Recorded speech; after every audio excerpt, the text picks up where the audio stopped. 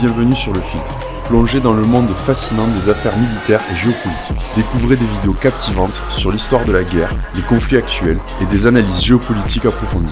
Rejoignez-nous pour explorer les dynamiques complexes qui façonnent notre monde.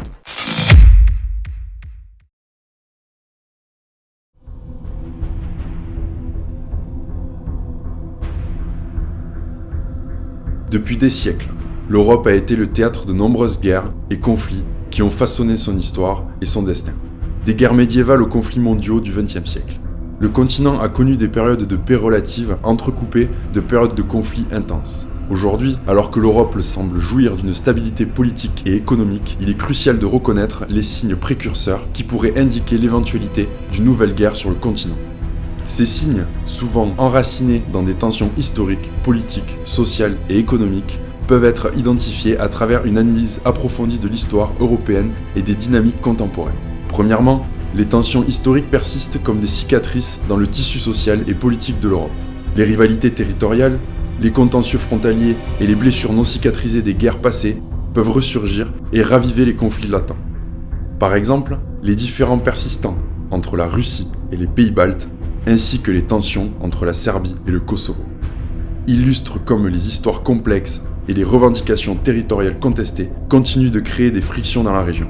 Deuxièmement, les divisions ethniques et religieuses, constituant un autre facteur de préoccupation. L'histoire européenne est marquée par des conflits violents entre différents groupes ethniques et religieux, et ces tensions peuvent facilement être exploitées pour susciter des hostilités. Les exemples passés, incluant les guerres des Balkans dans les années 90 et les différends ethniques et religieuses, ont alimenté des conflits dévastateurs. Troisièmement, les ambitions expansionnistes et des rivalités géopolitiques de grandes puissances peuvent également contribuer à l'instabilité régionale de l'Europe. L'histoire européenne regorgeant d'exemples où les rivalités entre les grandes puissances ont conduit à des guerres dévastatrices, telles que les guerres napoléoniennes et deux guerres mondiales aujourd'hui.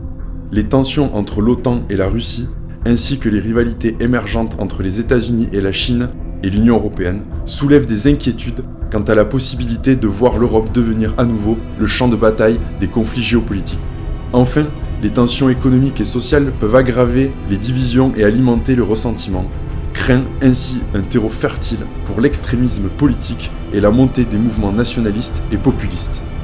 L'histoire européenne a déjà connu comment les crises économiques et sociales peuvent déstabiliser les sociétés et conduire à des bouleversements politiques majeurs. La montée des partis nationalistes et populistes dans de nombreux pays européens, ainsi que l'inégalité croissante et le chômage persistant dans certaines régions, soulignent les risques potentiels d'une escalade des tensions sociales. En conclusion, bien que l'Europe ait connu des décennies de paix relative depuis la fin de la Seconde Guerre mondiale, il est essentiel de ne pas sous-estimer les signes qui pourraient indiquer la résurgence de conflits sur le continent. En analysant attentivement les leçons de l'histoire européenne et en surveillant de près les dynamiques contemporaines, il est possible d'anticiper et de prévenir les menaces émergentes à la stabilité de l'Europe.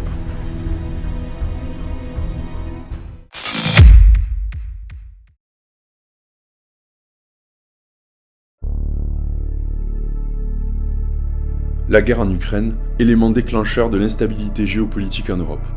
Depuis le début de la guerre en Ukraine, une atmosphère de tension persistante a plané sur la région, engendrant des bouleversements politiques, économiques et sociaux. Le conflit déclenché en 2014 après l'annexion de la Crimée par la Russie et l'éclatement de troubles dans l'est de l'Europe a ébranlé les fondamentaux de la stabilité régionale et a eu des persécutions profondes à l'échelle mondiale. Les premières étincelles de la guerre ont allumé le brasier de la révolte dans les rues de Kiev, alors que des manifestants se sont rassemblés sur la place Maïdan pour protester contre la décision du gouvernement ukrainien de renoncer à un accord d'association avec l'Union européenne. Ces manifestations ont rapidement évolué à un mouvement de masse baptisé la Révolution de la dignité, exigeant des réformes politiques et la fin de la corruption endémique dans le pays. Cependant, la situation s'est rapidement détériorée lorsque les manifestants pacifiques ont été éclipsés par des violences meurtrières. Les affrontements entre les forces de l'ordre et les manifestants ont fait des dizaines de morts, alimentant la colère et le ressentiment. En conséquence, le président ukrainien Viktor Yanukovych a été destitué et a fui le pays, ouvrant la voie à une période d'instabilité politique. L'un des moments cruciaux de la journée, alors que l'opposition continue de s'emparer un par un des leviers du pouvoir, le Parlement met un terme au mandat présidentiel de Viktor Yanukovych en votant sa destitution. Des groupes séparatistes pro-russes ont pris les armes, déclarant des républiques indépendantes et affrontant les forces de l'ordre gouvernementales ukrainiennes. Depuis lors, le conflit dans l'est de l'Ukraine a évolué en une guerre prolongée et complexe, caractérisée par des combats sporadiques. Nous entrons dans une guerre d'intensité. Des accords de cessez-le-feu violés et une souffrance humaine incommensurable. Des milliers de personnes ont perdu la vie, des centaines de milliers ont été déplacés et des villes entières ont été dévastées par les combats. Sur le plan diplomatique, les efforts pour résoudre le conflit se sont souvent heurtés à des obstacles, malgré les pourparlers de paix soutenus par l'Organisation pour la sécurité et la coopération entre l'Europe, l'OSCE et d'autres médiateurs internationaux. Les tentatives de désescalade se sont souvent soldées par des échecs, laissant la population civile prise au piège d'une spirale de violence incontrôlée.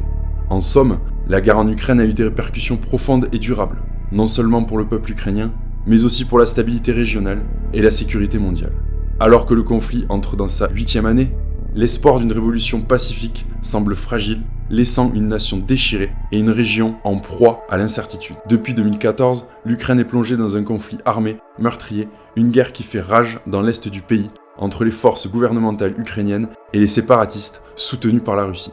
Mais pour comprendre les origines de ce conflit, il est crucial de remonter dans le temps jusqu'à la période précédant la crise ukrainienne. Le déclenchement de la guerre en Ukraine est en partie lié à une série d'événements qui ont exacerbé les tensions entre la Russie et l'Occident. En plein cœur de la Laponie se déroule un exercice géant auquel participent ces soldats. Ils sont 20 000 au total, issus d'une dizaine de pays membres de l'OTAN. Il s'agit du plus grand exercice militaire de l'Alliance depuis la fin de la guerre froide. L'objectif est de renforcer la réactivité des forces de l'OTAN. La montée en puissance de l'Alliance Atlantique près des frontières russes a alimenté les craintes du Kremlin quant à un éventuel encerclement militaire, alimentant ainsi les tensions entre les deux blocs. Cette situation est comparable à la crise des missiles de Cuba en 1962, lorsque l'Union soviétique a installé des missiles nucléaires à Cuba à proximité des côtes américaines. Les États-Unis ont réagi avec une fermeté inébranlable, considérant cette action comme une menace directe à leur sécurité nationale. L'escalade des tensions a été si grave que le monde a été au bord de la guerre nucléaire. Avant que l'URSS ne retire ses missiles de Cuba, sous la pression des États-Unis. De la même manière, la proximité croissante de la puissance militaire de l'OTAN avec la Russie a incité cette dernière à prendre des mesures pour protéger son intérêt stratégique, y compris en intervenant dans des pays voisins comme l'Ukraine. Les annexions de la Crimée et le soutien aux séparatistes dans l'est de l'Ukraine sont largement interprétés comme des réponses directes aux actions de l'OTAN. Ainsi, la guerre en Ukraine est un résultat complexe des facteurs historiques, géopolitiques et stratégiques. Elle est alimentée par les rivalités entre la Russie et l'Occident, marquant un nouveau chapitre dans les relations internationales, en mettant en lumière les dangers de l'escalade militaire dans un monde polarisé.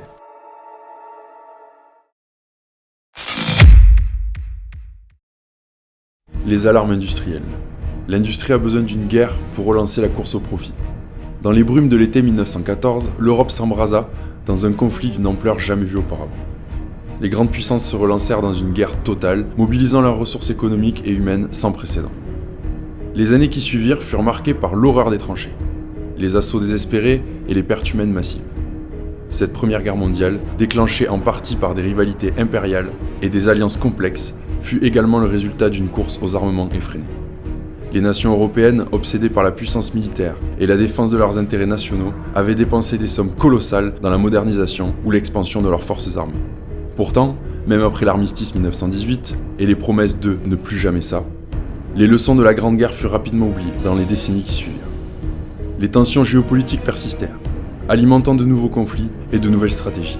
Les années 1930 virent monter les régimes totalitaires, porteurs de haine nationaliste et d'ambition expansionniste, tandis que les grandes démocraties se repliaient sur elles-mêmes, aveuglées par le mirage de la paix. La Seconde Guerre mondiale éclata en 1939, un conflit encore plus dévastateur que le précédent. Cette fois-ci, les armes étaient plus mortelles, les tactiques plus sophistiquées, mais surtout, les enjeux étaient encore plus grands. Les rivalités idéologiques entre le fascisme et les démocraties, les appétits impérialistes et les vieilles querelles territoriales, tout cela conduisit à un cataclysme mondial, d'où les cicatrices marquent encore notre époque. Après 1945, le monde, meurtri par 2 guerres mondiales en moins d'1 siècle, s'efforça de reconstruire sur les ruines de la tragédie. Des institutions internationales furent créées pour prévenir de nouveaux conflits, et les nations occidentales se lancèrent dans une ère de coopération économique et politique. Pourtant, les tensions persistaient. souvent camouflés sous les masques du conflit idéologique entre l'Est et l'Ouest.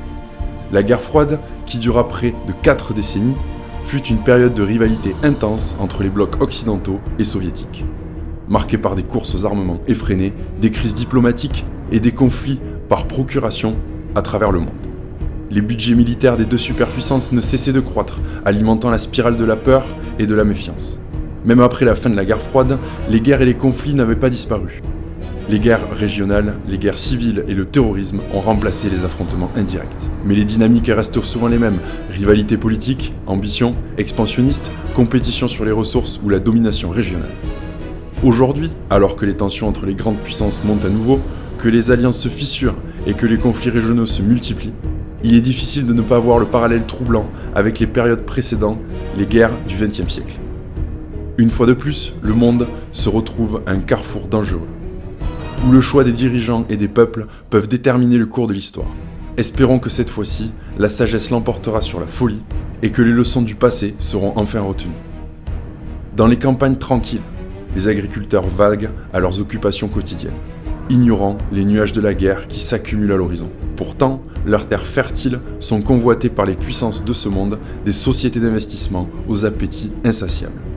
Les exercices militaires massifs deviennent alors des occasions pour ces sociétés de saisir leur proie, des opportunités pour acheter des terres pour une fraction de leur valeur réelle, profitant de la détresse des populations locales pour s'enrichir. Au loin, les capitales résonnent des cris des marchands de mort, ceux qui voient dans chaque missile lancé et chaque char déployé une chance de profit. C'est le grand absent de ce salon international de la défense et de la sécurité. La Russie, deuxième exportateur mondial en armement, et sous les coups des sanctions internationales, a été priée de rester chez elle. Un salon de défense et sécurité n'est pas un salon habituel. C'est un salon qui a une forte connotation politique. Il est facile de perdre la vue en l'humanité. Même au milieu des ténèbres, il y a des voix qui appellent à la paix, des mains tendues qui cherchent à réparer les liens brisés. Car dans le fracas des armes et les tintamarres des profits, il est facile d'oublier que la véritable richesse réside dans la paix, la justice et la solidarité entre les peuples. En France, l'industrie de l'armement est depuis longtemps un secteur stratégique, à la fois sur le plan économique et sur le plan de la sécurité nationale. Au cours des dernières années, un renouveau significatif s'est opéré dans ce domaine, stimulant la croissance et l'innovation, tout en renforçant les capacités de la défense du pays. Le relancement de l'industrie de l'armement, en France, peut être attribué à plusieurs facteurs clés. Tout d'abord, la volonté politique d'affirmer et de réinvestir dans la défense nationale, en réponse aux défis politiques croissants et aux menaces émergentes, exemple Europe centrale. Cette volonté s'est traduite par des programmes de modernisation des forces armées et des investissements massifs dans la recherche et le développement de nouvelles technologies. Un exemple concret de cette dynamique est le développement de nouveaux systèmes d'armement, notamment des drones à haute technologie, de systèmes de cyberdéfense avancés et des équipements de surveillance et de renseignement de pointe. Ces innovations ont été le fruit d'une collaboration étroite entre les entreprises de défense, les industries de recherche et les agences gouvernementales, stimulant ainsi la compétitivité de l'industrie de l'armement française sur le marché mondial. Parallèlement, le gouvernement français a également adapté des politiques visant à promouvoir les exportations d'armement, contribuant ainsi à stimuler la croissance de l'industrie. Des efforts ont été déployés pour renforcer le partenariat international, conclure des accords de coopération et faciliter les ventes d'armes à des alliés stratégiques, tout en garantissant le respect des normes ethniques et juridiques internationales. En outre, le relancement de l'industrie de l'armement a été soutenu par des initiatives visant à renforcer les compétences et à former les main-d'œuvre qualifiées. Des programmes de formation spécialisés ont été mis en place pour répondre aux besoins de l'industrie, notamment dans le domaine de l'ingénierie, de la technologie, de l'information et de la gestion de projet. Dans l'ensemble, le lancement de l'industrie de l'armement français représente un exemple réussi de synergie entre les intérêts économiques et sécuritaires du pays. Grâce à des investissements stratégiques et des politiques favorables, et une collaboration efficace entre les acteurs publics et privés, l'industrie de l'armement français a su renforcer sa position sur la scène internationale et contribuer à la sécurité nationale tout en stimulant la croissance économique. Tout d'abord, le développement accru de l'industrie de l'armement peut conduire à une course aux armements entre les nations où chaque pays cherche à renforcer ses forces militaires pour maintenir son avantage stratégique. Cette compétition peut entraîner des tensions accrues entre les États, conduisant éventuellement à des confrontations militaires directes ou indirectes. De plus, les industries de l'armement sont souvent étroitement liées aux intérêts géopolitiques et économiques des nations. Le gouvernement peut être tenté d'utiliser leurs forces militaires renforcées pour affirmer leur influence régionale ou mondiale, ce qui peut déclencher des conflits avec d'autres puissances cherchant à défendre leurs propres intérêts. En outre, le développement de nouvelles technologies militaires peut changer l'équilibre des pouvoirs et susciter des inquiétudes chez les adversaires potentiels, incitant ainsi à une réaction agressive ou préventive, ce qui peut dégénérer en conflit armé. Enfin, l'industrie de l'armement est souvent liée à des intérêts économiques puissants, y compris des entreprises privées et des groupes d'influence, qui peut exercer des pressions en faveur de politiques militaristes ou de conflits armés, pour maintenir leur rentabilité.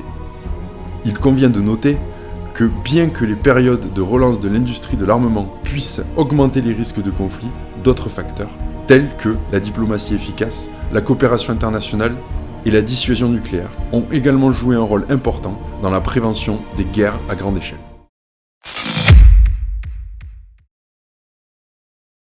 Les alarmes politiques. Une loi de programmation militaire, LPM. Une loi de programmation militaire est une loi votée par le Parlement d'un pays afin de définir les orientations et les moyens financiers alloués à la défense nationale sur une période donnée, généralement un moyen à long ou court terme. Cette législation constitue un outil stratégique majeur pour planifier et moderniser les capacités militaires d'un pays, ainsi que pour assurer la cohérence et la pérennité de ses efforts de défense. Les lois de programmation militaire fixent habituellement les objectifs à atteindre en matière de défense nationale, tels que la modernisation des équipements, le renforcement des capacités opérationnelles, la personnalisation des armées ou encore la garantie de la sécurité du territoire et des intérêts nationaux. Elles définissent également les priorités stratégiques d'un pays en matière de sécurité et les menaces auxquelles il est confronté.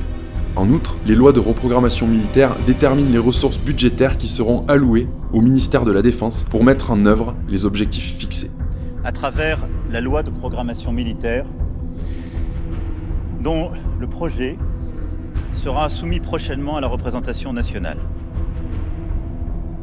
Les lois de programmation militaire peuvent également inclure des dispositions relatives à la gestion des ressources humaines au sein des sources armées, telles que le recrutement, circonscription, formation, la rémunération ainsi que les conditions de vie des militaires. En résumé, une loi de programmation militaire constitue un cadre juridique et financier essentiel pour assurer la préparation à la capacité opérationnelle des forces armées du pays, tout en garantissant une utilisation efficace et efficiente des ressources allouées à la défense nationale. Nous allons parler maintenant du pacte de non-agression franco-ukrainien, un signe à ne pas prendre à la légère. Dans les coulisses de la politique européenne, un pas crucial était sur le point d'être franchi. L'Ukraine et la France, deux nations au destin entrelacé dans les méandres de l'histoire, se retrouvaient au cœur d'une décision qui pourrait avoir des répercussions profondes sur la paix et la stabilité en Europe. La table des négociations, ornée des drapeaux nationaux, était le théâtre où se jouait un ballet diplomatique délicat. Autour, les représentants des deux pays se penchaient sur les détails d'un pacte de non-agression, conscients que chaque mot pesait lourd sur la balance de la géopolitique européenne. Pourtant, derrière les façades de la diplomatie, planait l'ombre menaçante d'un conflit persistant. Et que la reprise de l'initiative par les Russes vient démontrer qu'une coalition des États les plus riches du monde n'est pas capable de fournir un stock de munitions égal à celui fourni à l'agresseur par la Corée du Nord et l'Iran. C'est une réalité dont nous devrions avoir honte et qui commence à être enfin comprise par les dirigeants européens. La Russie sentait sa position menacée, pouvait réagir de manière agressive, mettant ainsi en péril la paix fragile qui régnait en Europe. De plus, cette alliance pouvait diviser l'Europe, fracturant davantage le continent entre les partisans de l'Ukraine et ceux de la Russie.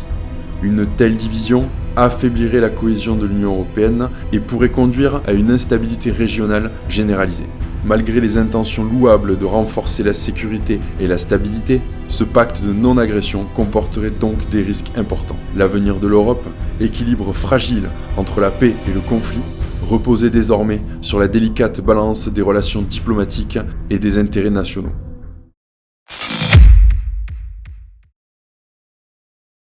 Les alarmes économiques, l'entrée dans une économie de guerre. Dans le contexte historique que nous avons évoqué, l'augmentation des budgets militaires était souvent un signe avant-coureur d'une guerre dévastatrice qui ont marqué le XXe siècle. Mais pourquoi cette corrélation entre les dépenses militaires croissantes et l'escalade des conflits ? Examinons de plus près quelques raisons sous-jacentes de ce phénomène. Premièrement, l'augmentation des dépenses militaires crée un sentiment de compétition entre les nations. Lorsqu'un pays décide de renforcer son arsenal militaire, cela peut être perçu comme une menace par ses voisins rivaux. Par conséquent, ces pays sont incités à répondre en augmentant également leurs propres dépenses militaires dans une tentative de maintenir l'équilibre des pouvoirs et de surpasser leur adversaire potentiel. Tous les épisodes et toutes les crises a consacré un temps à nos forces armées.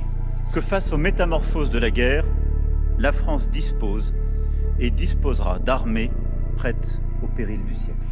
L'investissement massif dans la machine de guerre peut créer un sentiment de légitimité autour de l'usage de la force pour atteindre les objectifs nationaux, politiques et géopolitiques. Les dirigeants politiques peuvent se sentir pressés de justifier ces dépenses en démontrant leur efficacité par leurs actions militaires, tandis que les populations peuvent être conditionnées à accepter l'idée que la guerre comme un moyen légitime de protéger les intérêts nationaux. Troisièmement, l'augmentation des budgets militaires peut contribuer à la militarisation de la politique étrangère. Les pays investissant massivement dans leurs forces armées peuvent être tentés d'utiliser ces ressources pour protéger leur puissance à l'étranger, que ce soit par des interventions militaires directes, des pressions économiques ou diplomatiques, ou encore par des alliances stratégiques agressives. Cette posture agressive peut à son tour susciter des réactions défensives ou agressives de la part d'autres pays, entraînant ainsi une escalade des tensions et des conflits potentiels. Enfin, l'augmentation des budgets militaires peut créer un déséquilibre dans l'allocation des ressources nationales, détournant des fonds importants des secteurs civils tels que l'éducation, la santé et le développement économique. Cette concentration des ressources sur le militaire peut entraîner des tensions sociales et économiques au sein de la société, alimentant le mécontentement et la désillusion qui peuvent potentiellement déboucher sur des mouvements de contestation ou des révoltes populaires, voire des conflits civils internes. Ainsi, bien que l'augmentation des budgets militaires puisse être justifiée par des impératifs de sécurité nationale et de défense des intérêts nationaux, elle comporte également des risques significatifs d'instabilité et de conflit. Cette dynamique a malheureusement trop souvent conduit à des guerres dévastatrices et à des souffrances humaines incommensurables. Il est donc impératif que les dirigeants et les sociétés prennent conscience de ces risques et cherchent des moyens de promouvoir la paix et la coopération internationale plutôt que l'escalade militaire.